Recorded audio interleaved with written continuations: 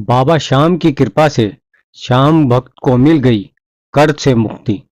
जय श्री श्याम। उम्मीद करता हूँ आप और आपका परिवार स्वस्थ और कुशल मंगल होगा। बाबा श्याम की कृपा सदा आप सभी भक्तों पर बनी रहे। हमने जीवन में कितने भी बुरे कार्य किए हो, किंतु प्रभु हमको एक मौका जरूर देता है जिससे हम अपने पाप कर्मों की माफी मांग सकें और प्रभु की शरण में चले जाएं। तब प्रभु हमको अपना लेते हैं। कितने ऐसे पापी हुए हैं जिन्होंने प्रभु का केवल नाम जप करके उनको पा लिया है, जबकि हर समय हत्या करने वाले मनुष्य को भी माफ कर अपने चरणों में स्थान दे दिया है। तभी तो कहते हैं कि मन के सभी संशय को हटाकर केवल भगवत प्राप्ति और भगवान श्याम का सहारा ले लें, तब जीवन में कल्याण होकर ही रहेगा। आपके जीवन में कितना भी दुख तकलीफ क्यों ना हो, किसी भी प्रकार का कष्ट क्यों ना हो, केवल श्याम नाम के जाप करने मात्र से ही सभी संकट कट जाते हैं। कुछ लोग मानते हैं लेकिन कुछ लोग नहीं मानते हैं। खाटू वाले को बोलते हैं कि इसकी पूजा कोई नहीं करता है, यह कोई भगवान नहीं है और ना ही नाम जाप से कुछ होता है। यह सब फालतू की बातें हैं। तब मैं एक बार यही कहना चाहूंगा कि सिर्फ और सिर्फ एक बार श्याम नाम का जाप करना शुरू तो करें। कुछ समय के बाद रस आपको स्वयं ही मिलने लगेगा। आज की जो यह कहानी है सुनाने वाला हूँ, वह शामली से अजय जी की है। इस सच्ची कहानी को सुनकर आपको भी पता चल जाएगा कि केवल और केवल नाम जाप से ही जीवन को कैसे बदला जा सकता है। तब इस कहानी को देखने के लिए इस वीडियो को अंत तक जरूर सुनें। और अभी तक जिन भक्तों ने हमारे चैनल को सब्सक्राइब नहीं किया है, उनसे निवेदन है कि इस चैनल को सब्सक्राइब करें और बेल आइकन को अवश्य दबा लें, जिससे हमारी नई वीडियो के नोटिफिकेशन आपको लगातार मिलते रहे। अजय जी ने बताया कि मैं शामली का रहने वाला हूँ।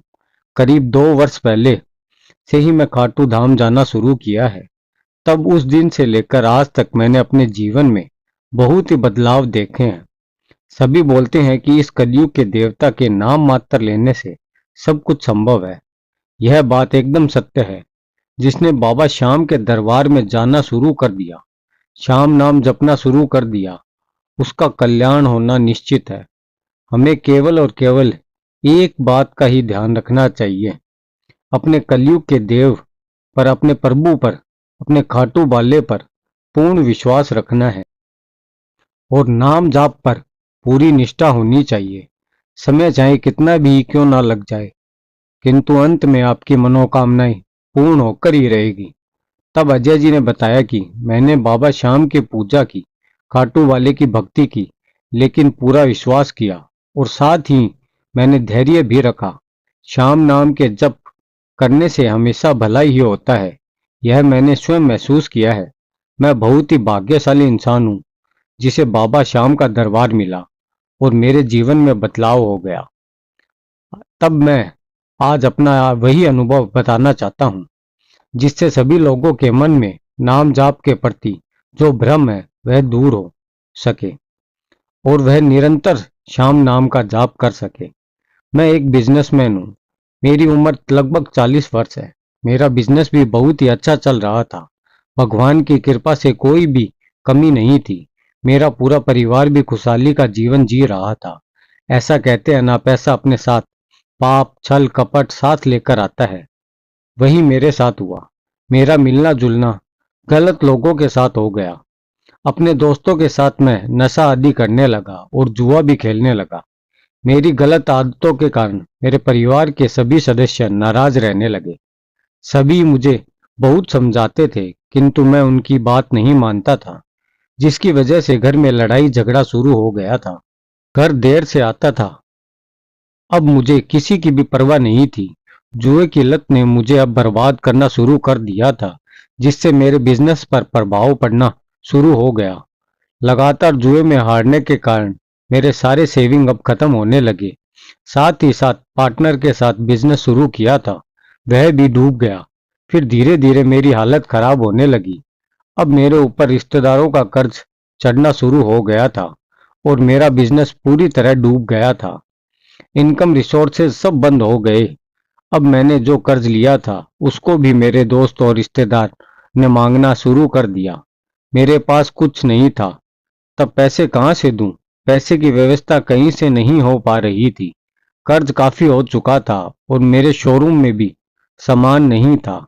मेरे पास पैसे नहीं थे सामान लाने के लिए। तब मेरे ग्राहक भी लौट कर जाने लगे। तब मुझे अपनी गलती का एहसास होने लगा। पर अब क्या फायदा था, क्योंकि सारे पैसे तो मैं इनने ही बर्बाद किए थे। किसी से कुछ बोल भी नहीं सकता था। फिर घर वाले भी मुझे बहुत कुछ सुनाने लगे और बोलने लगे कि तुम्हारी वजह से ही यह सब हुआ है। फिर मुझे मेरे ऊपर ही गुस्सा आने लगा, खुद से ही नफरत होने लगी। सोचता था आज मैंने अपनी वजह से पूरे परिवार को रोड पर ला दिया। यह तो आप जानते ही हो कि हम जिसकी मदद करते हैं, पर वह लोग हमारे बुरे वक्त में हमारा साथ नहीं देते हैं, बल्कि हमसे दूरियां बना लेते हैं। किसी की कोई मदद नहीं करता, किसी से कोई उम्मीद नहीं मिल रही थी। कुछ समझ में नहीं आ रहा था। मैं हर वक्त टेंशन में रहने लगा। फिर टेंशन की वजह से मुझे बीमारी भी हो गई। मैं अकेले में रोता रहता था। सबने मुझे कितना समझाया, पर मैंने किसी की नहीं मानी। फिर मैं अपने बच्चों और अपनी पत्नी से नजरें चुराने लगा था। तब सोचता था कि मेरे ही कारण मेरे परिवार पर कितना संकट आ गया। मेरी ही वजह से सभी दुखी हैं। फिर मुझे ऐसे विचार आने लगे कि ऐसे कष्ट के जीवन से तो अच्छा है कि आत्महत्या ही कर लूं। कम से कम मेरे मरने के बाद बीमा के पैसे तो इन लोगों को मिल जाएंगे, जिसकी वजह से मेरा परिवार थोड़ी बेहतर जिंदगी जी लेगा। एक मेरे बचपन का दोस्त था, बहुत ही दिनों के बाद मुझसे मिलने आया। हम लगभग 15-16 वर्ष के बाद मिल रहे थे। तब मैंने अपने दोस्त को सारी बात बताई और मैं रोते हुए उसके गले लग गया। फिर उसने कहा, जब सारे रास्ते बंद हो जाते हैं तब प्रभु एक रास्ता जरूर निकालते हैं। मेरा दोस्त जयपुर रहता था। तब वह श्याम बाबा के दरबार जाता था। उस पर खाटू वाले की मेहर थी। खाटू वाले की कृपा से उसका सब कुछ अच्छा चल रहा था। तब उसने कहा कि जो भी मनुष्य के जीवन में होता है वह पहले से ही निर्धारित होता है। मनुष्य के पूर्व जन्मों में किए पाप कर्मों की वजह से मनुष्य को कष्ट उठाना पड़ता है। अगर आपको अपने पाप कर्मों से बचना है तब प्रभु के भजन करो, पूजा करो, शाम नाम का जप करो। इसके अलावा मनुष्य के पास कोई और रास्ता नहीं है। केवल नाम जप से ही इतनी शक्ति है कि आपका पाप कर्मों को नष्ट कर सकता है। खाटू वाले की पूजा करने को बताया। खाटू वाले की अरदास लगवाई और शाम नाम रटने को बोला। जय श्री श्याम, जय श्री श्याम हर समय बोलने के लिए कहा। खाटू वाले के मंत्र करने के लिए बोले। तब मैंने श्याम बाबा की एक मूर्ति ली। फिर खाटू वाले की पूजा करनी शुरू की। फिर मैं खाटू धाम भी गया, हारे के सहारे से सहारा मांगने। फिर वहां पर मुझ जैसे ही बहुत से लोग मिले जो बाबा के पास मांगने आए थे। तब खाटू धाम में मेरी मुलाकात पप्पू गुरुजी दिल्ली वालों से हुई। उन्होंने कहा कि एक बार अपने घर में बाबा श्याम का आवाहन करवा, लेकिन मेरे पास तो पैसे नहीं थे। तब उन्होंने कहा, इसमें कुछ खर्चा नहीं आएगा और जो भी आएगा वह मैं कर दूंगा। तू केवल बाबा श्याम का भोग बनवा लेना घर पर और बोल श्याम रटता जा। फिर देखना तेरे सारे दुख दूर कैसे होंगे। मैंने ऐसे ही करवाया। फिर मेरे जीवन पहले की तरह पटरी पर आना शुरू हो गया। मैं निरंतर श्याम नाम को ही रटता रहता था।